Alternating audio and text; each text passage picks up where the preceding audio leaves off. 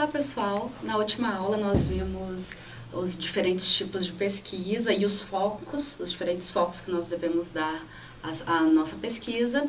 E hoje nós vamos ver especificamente a metodologia científica. Então veremos os tipos de observações diferentes que a gente vai ter de acordo com cada linha de raciocínio e também os tipos de métodos. Em geral, os pesquisadores, eles têm métodos diferentes e a gente tem de acordo com alguns filósofos, de acordo com alguns autores. Então, a gente vai ver esses diferentes tipos de método, que vai ser exatamente a maneira de abordar a pesquisa, a lógica da sua pesquisa e também o diferente tipo de observação que pode ter em relação ao tipo de pesquisa. A metodologia científica, ela é composta de dois termos, métodos, que vai significar o caminho para se chegar a um fim, e logos, que é o estudo. Então, é o estudo sobre o caminho para se chegar a um fim. Então, é exatamente esse estudo de qual o método, de qual é a maneira adequada para se chegar a um determinado fim, que é o fim da sua pesquisa, que é o fim do conhecimento científico e a verdade a que se pretende chegar. Então, é uma parte da lógica que vai estudar essas observações sistemáticas dos fenômenos da realidade. Então, ela vai ser orientada pelas diversas disciplinas científicas e vai visar explanar a causa desses fenômenos e sua correlação, sua causa e efeito e os aspectos. E a característica principal da metodologia científica é uma investigação organizada. É um controle rigoroso das observações e a utilização dos conhecimentos teóricos. Como um grande pensador nesse sentido, nós temos o Descartes, que é um grande nome na metodologia científica tal como nós temos hoje, né? E ele afirma que, citando ele, entendo por método regras certas e fáceis que permitem a quem exatamente as observar nunca tomar por verdadeiro algo de falso e, sem desperdiçar inutilmente nenhum esforço da mente, mas aumentando sempre gradualmente o saber, atingir o conhecimento verdadeiro de tudo que será capaz de saber. Então, através desse método, através dessas regras, chegar a esse conhecimento verdadeiro ou o mais verdadeiro possível. O que Descartes trouxe foi um grande avanço para os métodos de pesquisa e a tornou mais organizada, mais lógica, dotada de procedimentos que vão favorecer o seu desenvolvimento e acompanhar todos os processos do desenvolvimento dessa pesquisa. Então, a organização da pesquisa, ela passou então a ser mais exata, mais completa, né, mais sucessiva e mais imparcial, porque vai distanciar o pesquisador em relação à pesquisa no seu olhar de observador, de pesquisador. E ela vai se tornar também mais metódica. E dentro das observações, dos tipos de observações que podemos ter, os principais, a gente vai ter isso dentro da organização da pesquisa, a gente vai ter tanto uma observação sistemática, como uma diretiva, como uma equipe individual. Eu vou falar rapidamente sobre elas e elas estão inteiramente relacionadas com o que a gente viu na aula passada, que foram os focos da pesquisa. Então, a observação também ela vai variar de acordo com o foco que o pesquisador, que o estudante pretende dar à sua pesquisa. Então, por exemplo, a observação sistemática. Nós vimos que tem a maneira sistemática de perceber o seu objeto e de relacionar com ele. Assim também, a observação sistemática, ela vai ser uma organização mais sem controle, né? Ela não tem esse controle anterior, ela não vai ter uma estrutura ou instrumentos apropriados. Então, também ela vai ser denominada de espontânea, informal, ordinária, livre, né? Exatamente por essa característica que ela é mais livre que as outras, ela não vai ter todo aquele procedimento de regras fixadas, e ela vai consistir em quê? Ela vai consistir em recolher e registrar os fatos da realidade, aquilo que é observado, então ela é empírica. Sem que o pesquisador utilize de meios técnicos especiais ou regras já formatadas que sejam especiais ou precise fazer perguntas muito diretas. Então é exatamente essa observação mais livre em relação àquele objeto, em relação àquele fenômeno que está se observando. Ela é mais empregada exatamente por ser dotada dessas características mais livres. Ela vai ser empregada em estudos mais exploratórios, como a gente já viu na última aula sobre as pesquisas exploratórias, e ela não vai ter um planejamento e um controle previamente elaborado. Então, ela vai ser exatamente essa liberdade do pesquisador em relação ao objeto, em relação ao problema dele. O êxito da utilização dessa pesquisa, ela vai depender do observador, dele estar atento aos fenômenos que vão ocorrer, dele estar atento a tudo que o cerca, essa perspicácia, o discernimento, todo o preparo do pesquisador, ele vai ser fundamental para que essa pesquisa tenha êxito, exatamente porque ela exige mais do pesquisador esse discernimento, por ela ter essa característica tão exploratória. Então, ela vai exigir uma atitude mesmo de prontidão, de estar sempre atento ao que está sendo pesquisado. Não que as outras não tenham que estar atento, mas é porque essa, como não tem esses padrões rígidos, ela é mais fácil de que o pesquisador fuja do que é pretendido. Então, essa observação, ela não estruturada, ela pode apresentar esses perigos, né? Que é quando o pesquisador também pode achar que sabe mais do que ele realmente sabe em relação àquele objeto de pesquisa, ou quando ele se deixa envolver e acaba perdendo o foco da pesquisa. Então, qual a principal característica dela? É que ela não sabe exatamente o fim a que se pretende. Como ela é mais livre, ela não vai estar enquadrada exatamente com um objetivo fim ali, com aquela verdade fim que se pretende alcançar. Então, nesse sentido, facilmente o pesquisador ele pode se perder nessa linha de raciocínio, então ele deve tomar esse tipo de cuidado.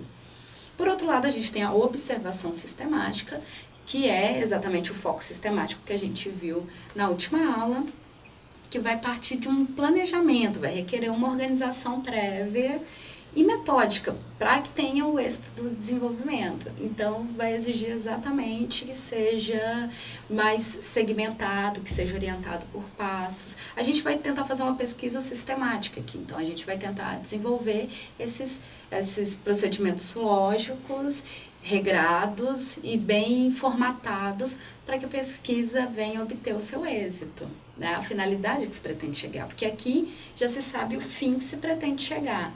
Então, se sabe o fim e já, de antemão, se prepara os procedimentos para alcançar esse êxito. Então, ela não... É difícil se perder nela, ou é mais difícil do que em relação à sistemática, exatamente porque ela já tem muito bem determinado quais vão ser os processos, quais vão ser os procedimentos para que se chegue nela. Então, ela vai possuir objetivo, ela vai ter todo um propósito, uma estrutura e uma condição controlada. Então, ela vai ser, todo o tempo, estar se controlando se naquela parte da pesquisa, no primeiro capítulo, se obtém ou não aquilo que foi pretendido trabalhar exatamente naquele capítulo. Então, ela também é estruturada, ela é conhecida como uma pesquisa estruturada e uma pesquisa planejada.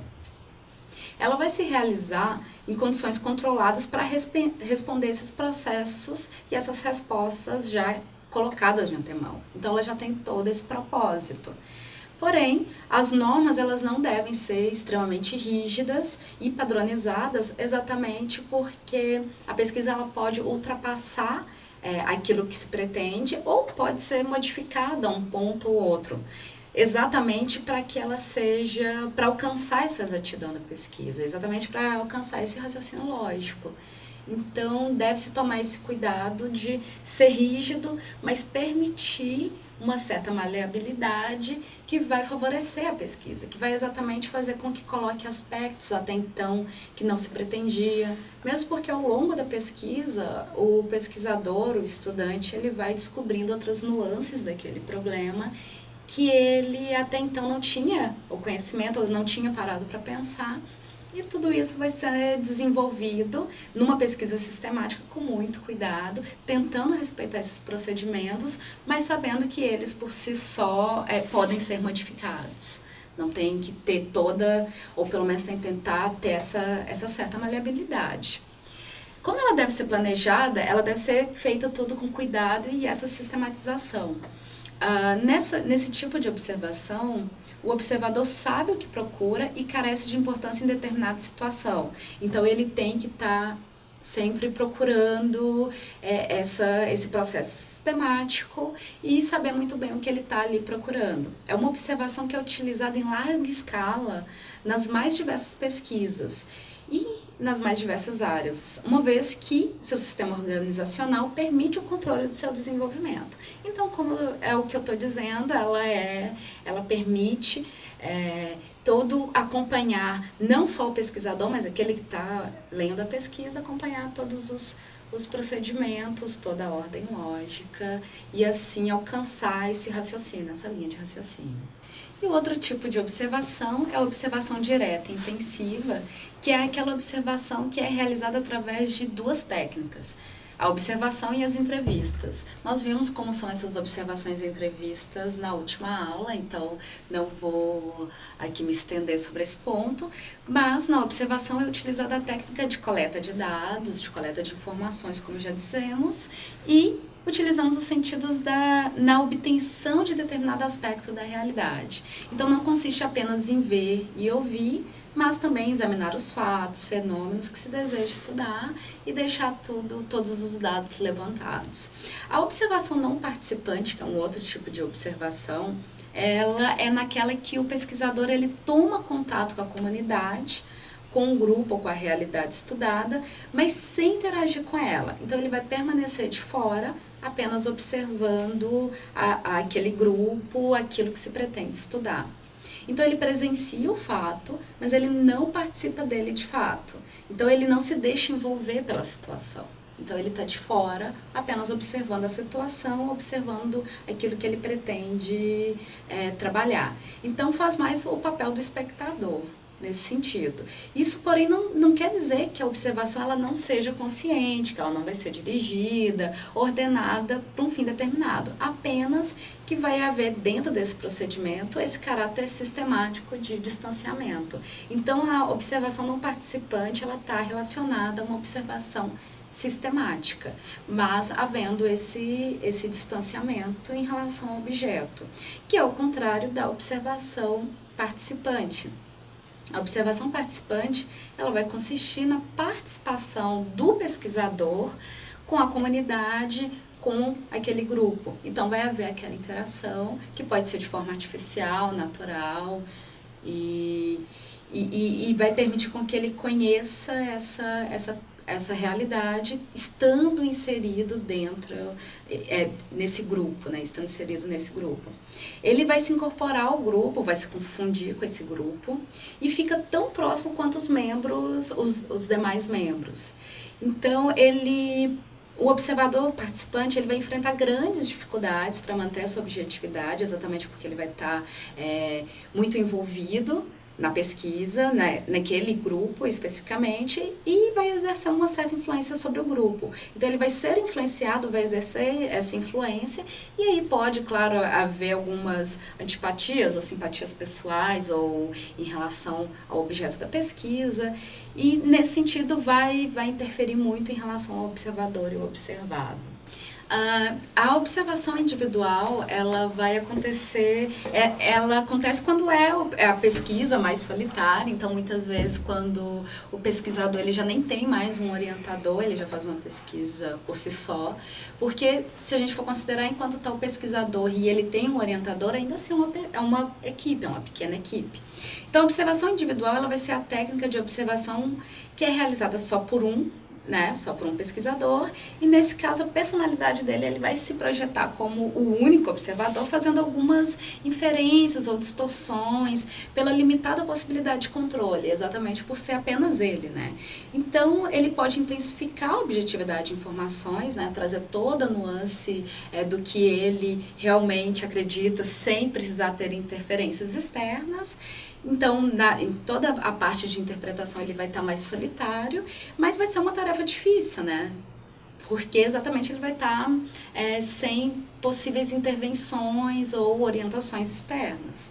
Em alguns aspectos, essa observação só pode ser feita individualmente, em certas partes da pesquisa, mas posteriormente a ela, quando vai se discutir com outras pessoas, você leva essa pesquisa para uma equipe, né? A pesquisa em equipe, ela é em geral mais indicada que a individual, pois o grupo ele pode observar a ocorrência de vários ângulos diferentes. Então, quando uma equipe está vigilante, registrando os problemas, estudando ali os textos, ela consegue problematizar mais exatamente porque cada um pode ter uma visão diferente sobre aquele determinado problema, né? Então, vai surgir mais oportunidades de confrontar aquilo que se acredita, aqueles dados que foram levantados, aqueles argumentos levantados, e verificar a predisposição e a sua fundamentação, a sua validade. Isso é muito comum quando a gente observa grupos de pesquisa em que todo mundo lê o texto, vem, trabalha esses textos, você consegue observar muito bem como acontece a pesquisa em grupo, essa pesquisa em equipe, e como todos vão contribuir para o desenvolvimento dela. Mas como eu já disse, o pesquisador solitário que tem um orientador, no momento em que ele leva ali os dados levantados para aquele orientador, ele está tendo uma discussão. É uma discussão em equipe, mas uma equipe menor. Nós temos também a observação na vida real, que é normalmente as observações feitas no ambiente mesmo, é uma pesquisa de campo, que registra seus dados à medida que eles vão ocorrendo, espontaneamente, sem essa devida preparação, e a melhor ocasião para o registro é exatamente o local onde o evento ocorreu, e isso reduz as tentativas seletivas de deturpação do que foi ocorrido. Na filosofia, ela é um pouco mais difícil de acontecer, esse tipo de pesquisa, mas existe também essa possibilidade dessa pesquisa na vida real. E, por fim, nós temos a observação em laboratório, que é interessante apenas para que a gente saiba que existe esse tipo de observação, que é aquela que tenta descobrir a ação e a conduta que teve lugar em condição cuidadosamente disposta e controlada. Então, é um aspecto importante, mas é idealizado em laboratório. A observação em laboratório, ela tem até certo ponto um caráter artificial, mas é importante estabelecer condições o mais próximas do natural para que não sofra essas influências indevidas da presença do observador. É importante que a gente saiba que tem esse tipo de observação, porém ela não vai ser utilizada no nosso campo de pesquisa. Esses são os tipos de observações, ou seja, a maneira com que o pesquisador ele deve olhar para a sua pesquisa e o tipo de olhar que ele deve ter em relação a toda a sua pesquisa. Passado esse momento da gente ver tantos os focos que a gente viu na semana passada, na última aula, quanto das observações, que são as diferentes maneiras do pesquisador olhar para a sua pesquisa, a gente vai passar agora para os tipos de métodos. E os tipos de métodos, eles vão influenciar a maneira com que você vai dispor o seu argumento. Então, a gente aqui já está partindo para uma pesquisa sistematizada, né? Já estamos utilizando de um método apropriado para a pesquisa, e vamos, uma metodologia, e vamos utilizar um método. Esse método ele vai poder ser método indutivo, método dedutivo, hipotético dedutivo, esses três são os três métodos principais, mas a gente vai tendo outros que vai sendo desenvolvido por diferentes correntes de pensamento.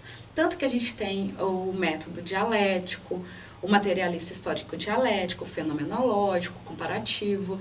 Esses são métodos, em certa medida, menores, porque eles vão ser derivativos, em certa medida, dos três métodos principais. E eles são métodos que determinadas correntes de pensamento vão utilizar para desenvolver a sua pesquisa. Nós vamos ter um foco maior nesses três métodos principais, que são o indutivo, o dedutivo e o hipotético dedutivo. Por quê? Porque o que se utiliza mais hoje na pesquisa, principalmente na pesquisa filosófica, é o método hipotético dedutivo, que vai ser exatamente uma junção do método indutivo e do método dedutivo. Então, por isso a gente vai ver mais pormenorizadamente esses três métodos e a sua importância, e vamos descobrir por que ele é tão importante assim para a pesquisa e como acontece. Então, vai ser a forma de disposição do argumento que se pretende apresentar. O que é o método indutivo? A indução, ela é um processo mental por intermédio do qual partimos de dados particulares, suficientemente constatados, esses dados particulares, e infere-se uma verdade geral universal, então, que não está contida nessas partes examinadas. Então, portanto, o objetivo dos argumentos indutivos é levar à conclusão cujo conteúdo é muito mais amplo que o das premissas nas quais se basearam. Então, o que acontece? Você vai ter argumentos particulares, então você vai ter premissas particulares, e dessas premissas particulares você atinge uma verdade universal, ou tenta-se atingir uma verdade universal. Então, esse método é um método empirista, ou seja, o conhecimento ele vai surgir da experiência, daquilo que é observável, e a partir dessa experiência que vai ser observável, vai se fazer uma generalização. Então, uma característica que não se pode deixar de assinalar é que o argumento indutivo, da mesma forma que o dedutivo, que a gente vai ver agora a seguir, ele vai se fundamentar em premissas. Então, você vai ter premissas, né, que vão ser particulares, partindo para o geral. Então, no dedutivo, você tem premissas verdadeiras que vão levar inevitavelmente a conclusões verdadeiras. Já nos indutivos, no método indutivo, você vai ter as conclusões prováveis, né? As premissas podem ser verdadeiras, mas a conclusão é provável que seja essa. Então, quando as premissas são verdadeiras, o melhor que se pode dizer é que a conclusão provavelmente vai ser verdadeira. Vamos partir para um exemplo para ficar mais claro. Exemplo 1, ó. Eu fui à cidade de Belo Horizonte e vi um cisne branco. Daqui um tempo, vou para Dublin, na Irlanda, e vejo mais um cisne e ele também é branco. Passa mais um tempo, vou para Moscou e vejo outro cisne branco.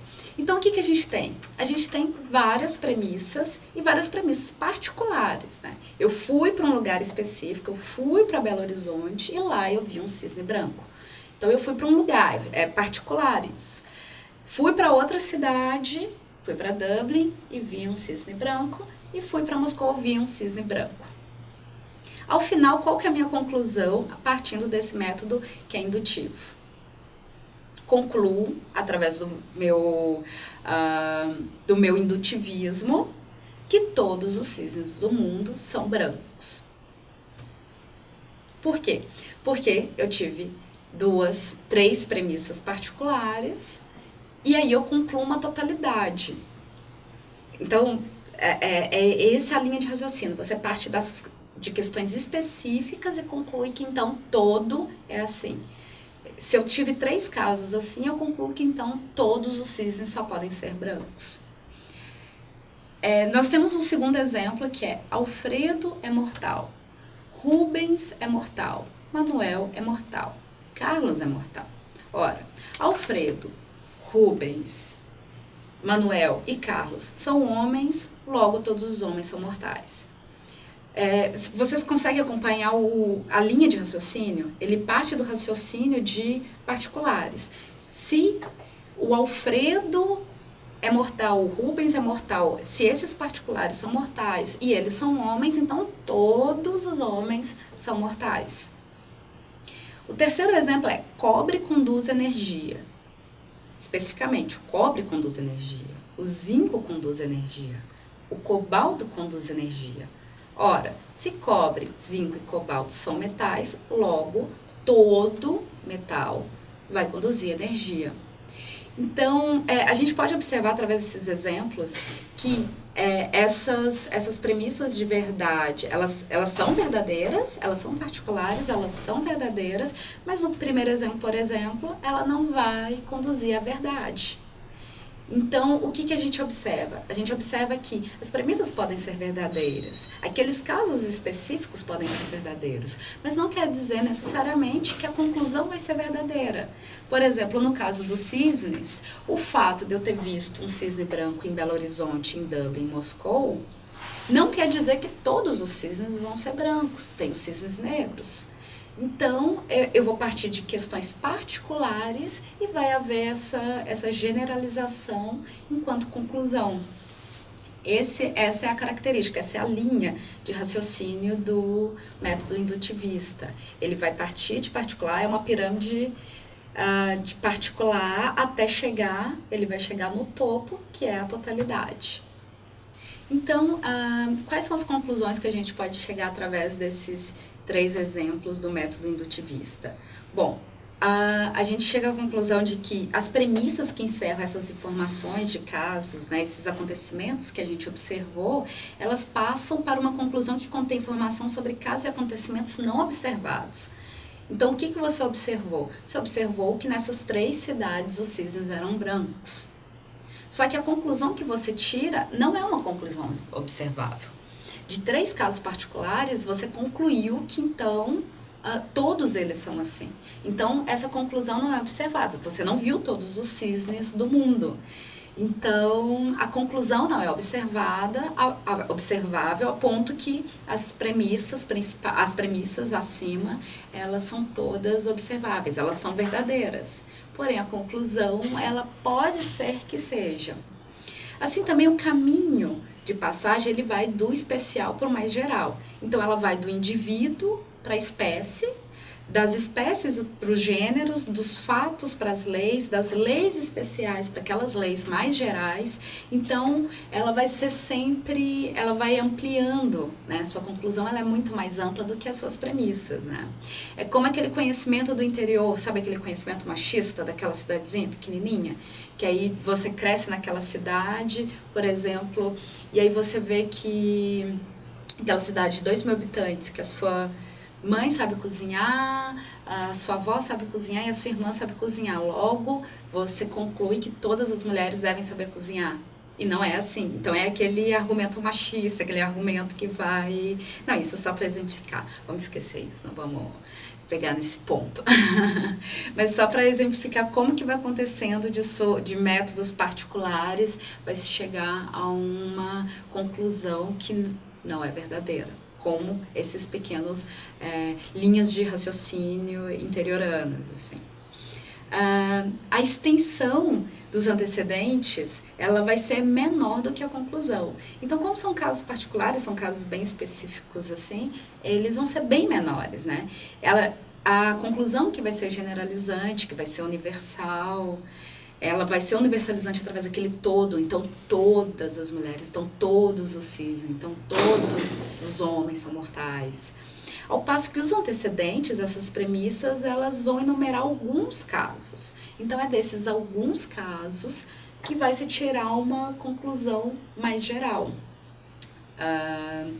Então, você consegue observar muito bem como desses particulares você vai chegar numa resposta muito mais ampla. Quando descoberta essa relação constante de 2 propriedades ou 2 fenômenos, vai se passar para uma descoberta, a afirmação de uma relação essencial. E, em consequência, essa relação essencial da conclusão, ela vai ser universal, ela vai ser necessária entre essas propriedades. Então, necessariamente, através desse tipo de método, os cisnes vão ser brancos em todos os locais. Então, você vai partir desses particulares e ela vai ser vinculante. Essa totalidade vai ser vinculante através desses pequenos casos particulares. Bom, para o método indutivo, a gente tem que considerar 3 etapas fundamentais. A gente tem que prestar atenção nas etapas. Na primeira etapa, que é a observação dos fenômenos. Então, observa-se os fatos ou fenômenos e os analisamos. Analisamos como esse fenômeno vai acontecendo com a finalidade de descobrir a causa da sua manifestação. Então, é a observação, por exemplo, de que eu vi um cisne branco em tal cidade, vi um cisne branco em outra cidade. Então, é a observação do fenômeno, a observação daquilo que acontece. No segundo ponto, a segunda etapa desse método, é a descoberta da relação entre eles.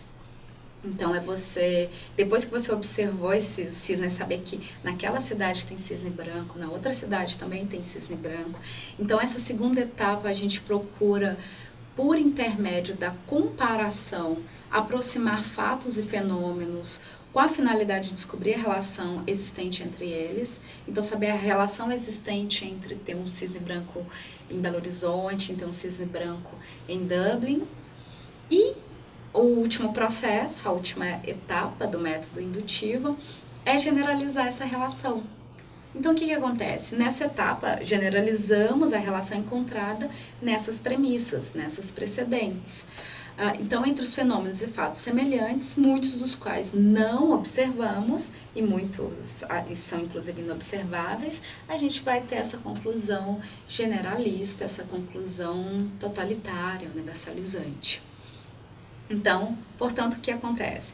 Primeiro, observamos atentamente certos fatos ou fenômenos, depois passamos para sua classificação, logo a seguir fazemos essa classificação, isto é, agrupamos esses fatos, esses fenômenos que são da mesma espécie, né? Então, são da mesma espécie, são todos cisnes, e agrupamos eles todos, que todos eles são brancos, em todas as cidades diferentes.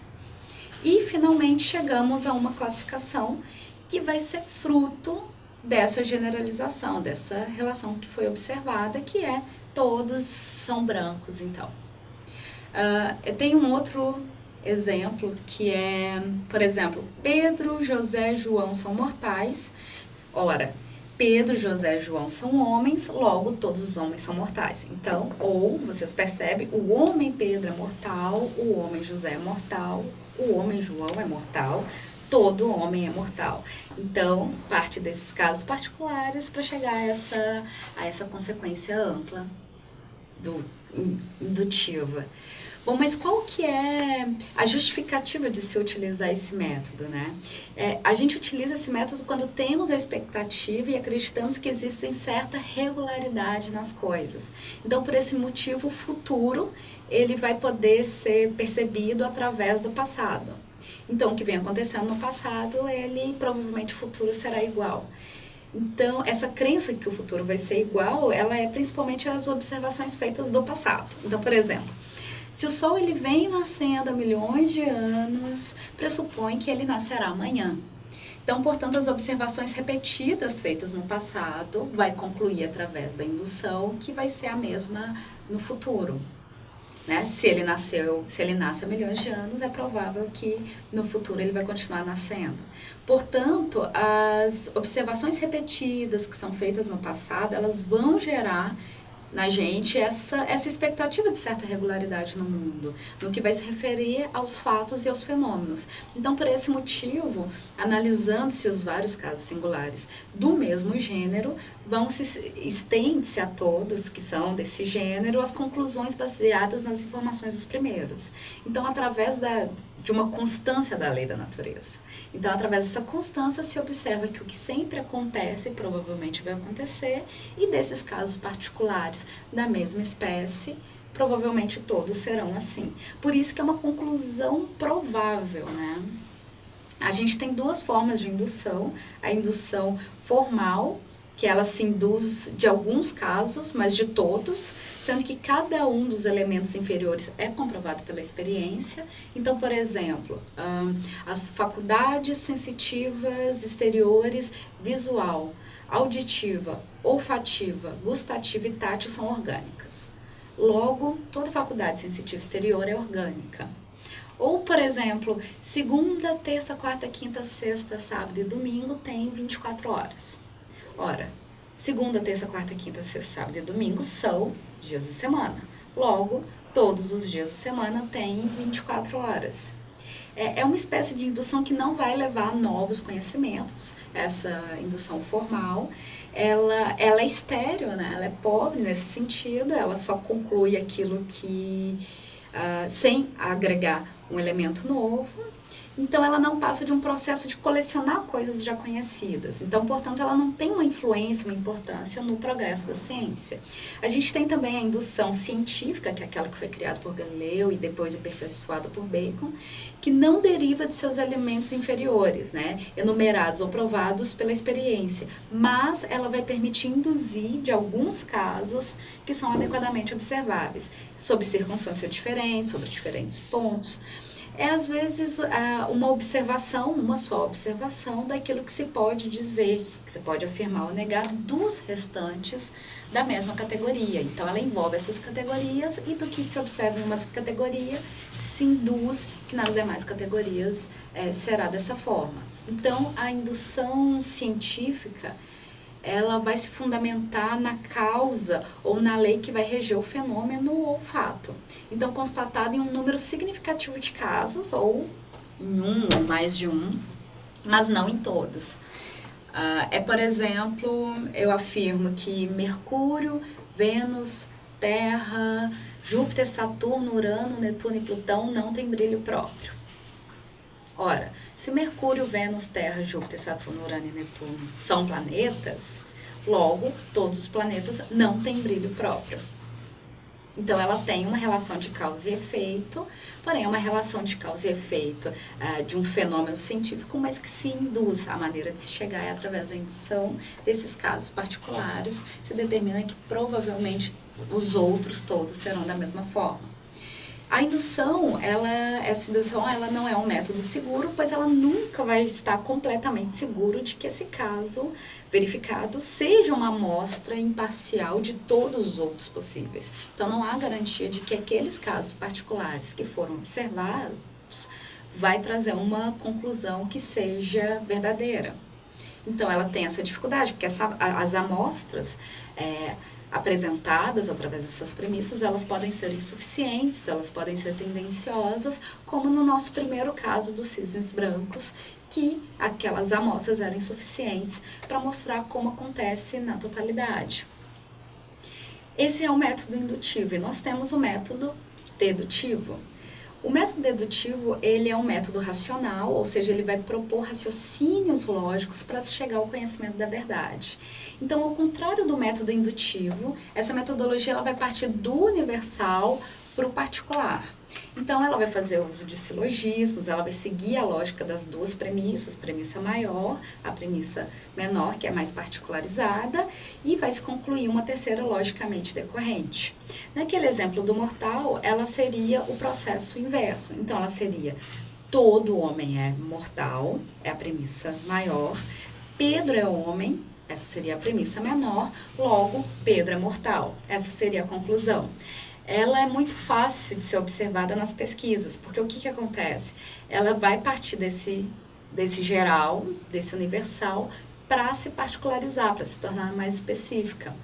Numa pesquisa científica, por exemplo, um TCC, que você vai observando que o pesquisador ele vai partir de uma contextualização, ele vai partir de uma problematização, ele vai contextualizar primeiro o problema dele, então ele vai estar num sistema mais geral, depois ele vai apresentar o problema até ele chegar a trabalhar o problema mais especificamente, por exemplo, nos capítulos finais. Você vai observar que ele vai fazer exatamente essa pirâmide invertida, exatamente o processo inverso do indutivismo.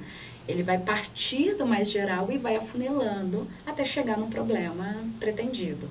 Então, por exemplo, se o TCC ele tem 3 capítulos, vai se observar que no primeiro capítulo, vai se colocar algo mais geral, vai apresentar o contexto que aquele problema está inserido. No segundo capítulo, vai mostrar mais especificamente até trabalhar ao final dele o seu problema, o que se pretende desenvolver.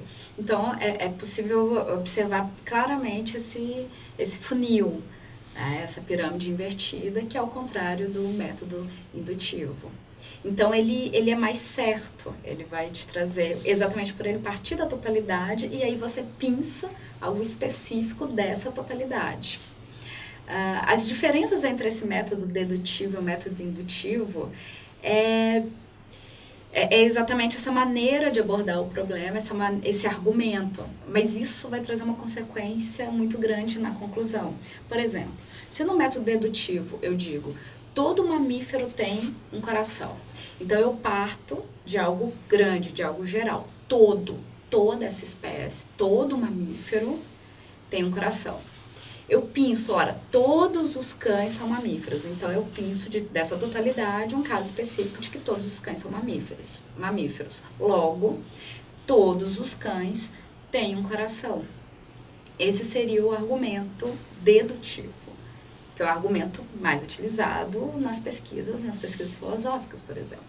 E o indutivo, ele seria como? Ele seria um caso particular, esse caso pinçado, e ele seria as grandes premissas. Então, todos os cães que foram observados tinham coração.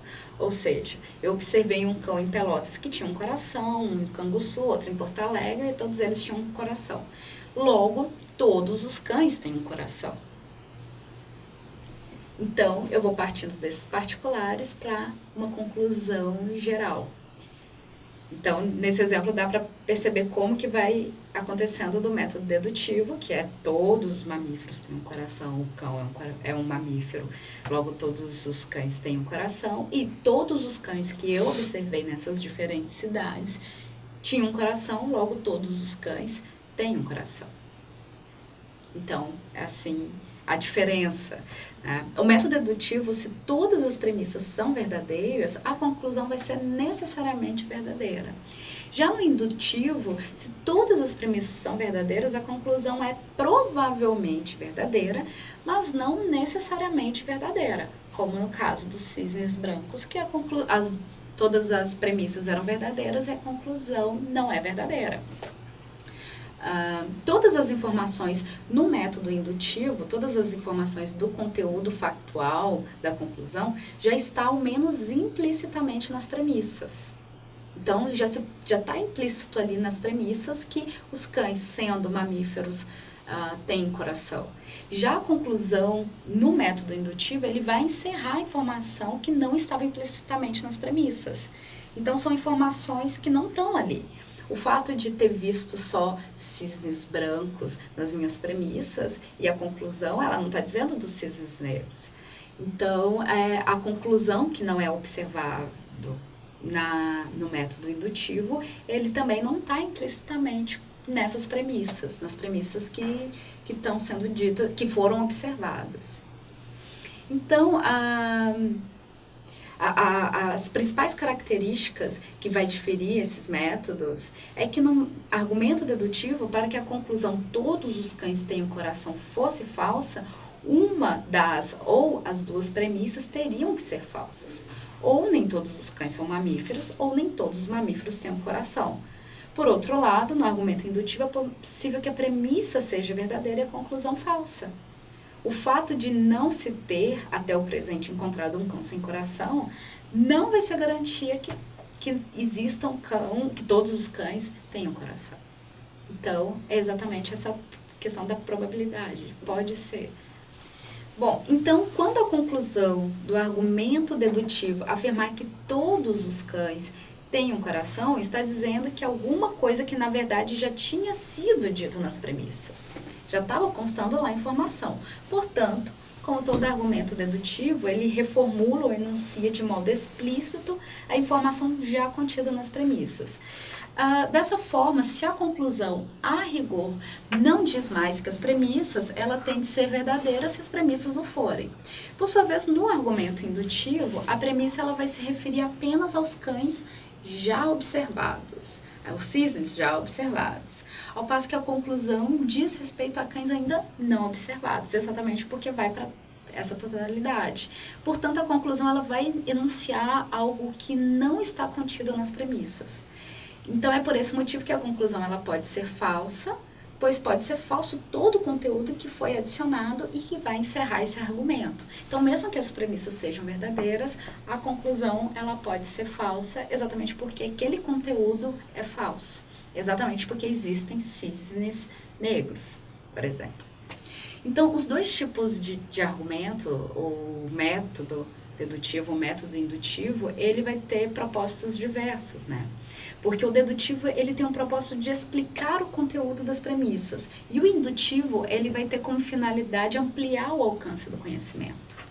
Então, analisando isso sobre outro enfoque, a gente pode dizer que o argumento dedutivo ou está correto ou incorreto, ou as premissas sustentam de modo completo a conclusão, ou quanto a forma é logicamente incorreta, e não a sustentam de alguma forma, portanto, há graduações intermediárias, e contrariamente o argumento indutivo, ele vai admitir diferentes graus de força. Então, dependendo da capacidade das premissas de sustentarem essa conclusão. Então, resumindo, o argumento indutivo, ele vai aumentar o conteúdo das premissas, claro, ele vai, através de um sacrifício da precisão, vai deixar de ser tão preciso, mas ele vai poder ampliar essa conclusão, esse resultado dessa conclusão, Ao passo que o argumento dedutivo, ele vai sacrificar exatamente a ampliação do conteúdo, mas ele vai atingir a certeza. Então, enquanto o argumento dedutivo ele vai ser mais certo, porque exatamente aquela conclusão ela já estava presente naquelas premissas, claro, ela não vai conseguir ser tão ampla, exatamente porque o argumento ele tem que estar ali já presente, então ele não pode fugir demais. No argumento indutivo, a gente tem uma ampliação desse conteúdo, porém ele não é tão preciso, então ele pode incorrer em erro. E nós temos o método hipotético dedutivo, que aí sim a gente chega num método que é altamente trabalhado e que é o método mais científico possível, porque ele vai agregar esses dois elementos com uma hipótese, né? Então ele não vai simplesmente deduzir ali um determinado fenômeno, mas ele vai trazer uma proposta, então ele vai ser mais amplo do que esse argumento, do que esse método dedutivo, conciliando os dois métodos, o dedutivo e o indutivo. Então, como que acontece o hipotético dedutivo? Ele vai ser utilizado nas ocasiões em que somente o conhecimento não é suficiente para explicar o fenômeno. Então, é necessária a formulação de uma hipótese. Então, essa hipótese ela vai ser uma realidade provisória. Então, para através desse processo dedutivo, concluir um fenômeno. Então, esse método ele vai partir das generalizações aceitas de todo, para chegar nessas leis abrangentes, para chegar nos casos concretos, para fazer essa análise de dedução e, ao final, chegar a uma conclusão.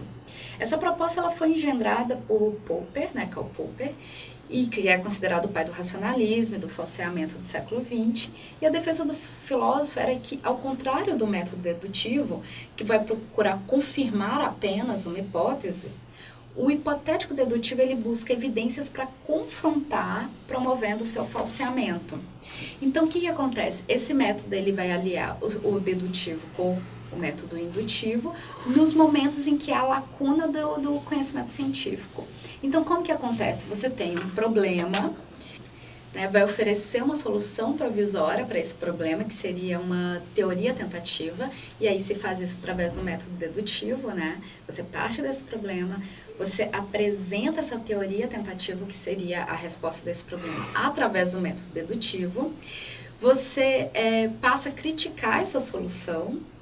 Então, esse é o falseamento, né? Ele apresenta a dificuldade, apresenta o erro dessa teoria e vai apresentar um novo problema. Esse último desdobramento, ele se dá através do método indutivo. Então, o que acontece? Você tem o P1, o problema, você apresenta uma teoria tentativa, né? Então, você faz o método dedutivo para chegar nessa resposta, você apresenta por que essa resposta não é válida, quais são os problemas dessa resposta, dessa afirmação que já há, né? Que já existe, porque é o método dedutivo, apresenta o problema e aí, ao final, através do método indutivo, apresenta uma possível resposta ou um possível problema. Então, as etapas desse método hipotético dedutivo, ele vai ser a expectativa, ele vai ter o conhecimento prévio, problema, conjectura, falseamento, para chegar esse outro problema ou nessa hipótese. Então, o que acontece? O problema, ele vai surgir em geral de conflitos, né, de expectativa de teorias existentes. A solução apresentada, essa conjectura apresentada, ela vai ser através da própria dedução das consequências, das proposições que são passíveis de teste. Então, até então, você tem uma sequência lógica já dedutiva, né? Uma sequência lógica não muito criativa, digamos assim, porque você vai apresentar como se dá o desenvolvimento desse problema, e aí sim você vai apresentar os problemas, o erro, né? Dessa teoria, né? Então, esse é o teste do falseamento, essa tentativa de refutação desse desenvolvimento, para aí sim apresentar uma nova hipótese. Essa hipótese que vai tentar ser suficiente para resolver aquele falseamento dessa terceira etapa. Então, seriam 4 etapas de problema, da resolução dessa tentativa do problema, essa teoria tentativa, o falseamento e aí esse novo problema que vai se alcançar, que vai ser a hipótese que vai tentar resolver, vai tentar passar por esse teste de falseamento que está na terceira etapa.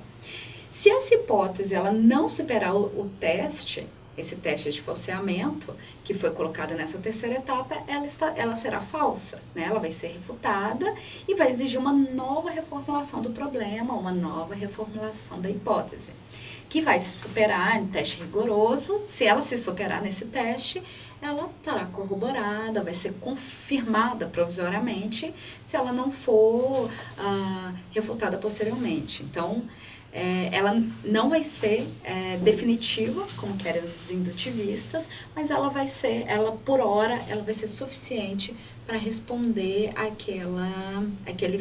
aquele problema, ou aquele erro presente naquela tentativa de teoria desse problema. Nós temos também o método dialético. Esses 3 métodos que a gente viu são os 3 métodos principais, mas a gente também tem outros métodos. Por exemplo, o método dialético, que ele vai se voltar à maneira de observar o mundo a partir de uma mudança dialética que vai acontecer. Então, a dialética ela vai derivar do pensamento hegeliano, né, de Hegel, e vai representar a história do espírito, das contradições do pensamento, que ela vai repassar ao ir da afirmação para uma negação. Então, partindo dessa ideia, a dialética ela vai buscar negar uma tese dada para, ao final, chegar a um consenso da totalidade. Então, os elementos que vão constituir ela serão a tese, a antítese e a síntese. A tese é uma afirmação, uma situação que é inicialmente dada. Então, se dá uma tese. Por outro lado, a antítese, ela vai ser a oposição à tese. Então, você tem uma tese, você tem a oposição a essa tese, né, que seria a antitese, né, ou antítese, e por fim, o conflito dessas duas, entre a tese e a antítese, surge a síntese, que vai ser uma situação nova, que vai carregar dentro de si elementos que vão ser resultantes desse debate. Então, a síntese ela vai funcionar como uma nova tese, que vai contrastar com uma nova antítese, gerando uma nova tese. Então, você tem a tese, você tem a oposição dessa tese, e você vai ter a síntese, que por sua vez vai se tornar uma tese, que vai ter uma antitese, que vai ter uma síntese. Então, assim vai se dar o movimento desse método dialético. Então, ele vai ser um processo, uma cadeia infinita, sempre de tese, antitese e síntese. Então, esses 3 momentos da dialética, ela vai permitir não só interpretar, como refletir, principalmente refletir a respeito daquele problema que se pretende desenvolver. Bom, segundo o próprio Hegel, eu vou citar aqui uma parte dele da Enciclopédia de Ciências Filosóficas, a ciência é habitualmente considerada como uma arte exterior, que por capricho suscita confusão nos conceitos determinados e uma simples aparência de contradições entre eles, de modo que não seria uma nulidade essas determinações e sim essas aparências, e ao contrário, seria verdadeiro o que pertence ao entendimento. Em sua determinade peculiar, a dialética é antes a natureza própria e verdadeira das determinações do entendimento, das coisas e do finito em geral. A reflexão é, antes de tudo, o ultrapassar sobre a determinidade isolada e um relacionar dessa última pelo qual ela é posta em relação, embora sendo mantida em seu valor isolado. A dialética é ao contrário, é esse ultrapassar imanente em que a unilateralidade, a limitação das determinações do entendimento é exposta como ela é, isto é, como sua negação. Todo finito é isto, suprassumir-se a si mesmo. O dialético constitui, pois, a alma motriz do progredir científico e é o único princípio pelo qual entram no conteúdo da ciência a conexão e a necessidade imanentes. Assim como no dialético em geral, reside a verdadeira elevação, não exterior, sobre o finito. Então, essa ação recíproca, né? Esse relacionar, essa mudança dialética, a negação da negação, né? Tudo se transforma, essa luta dos contrários, essa passagem da quantidade à qualidade ou mudança qualitativa.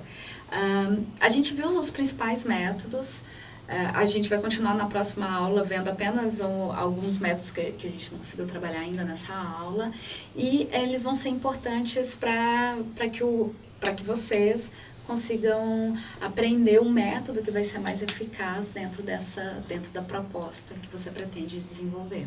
E esse método que vai trazer esse raciocínio, essa lógica de lidar com os argumentos.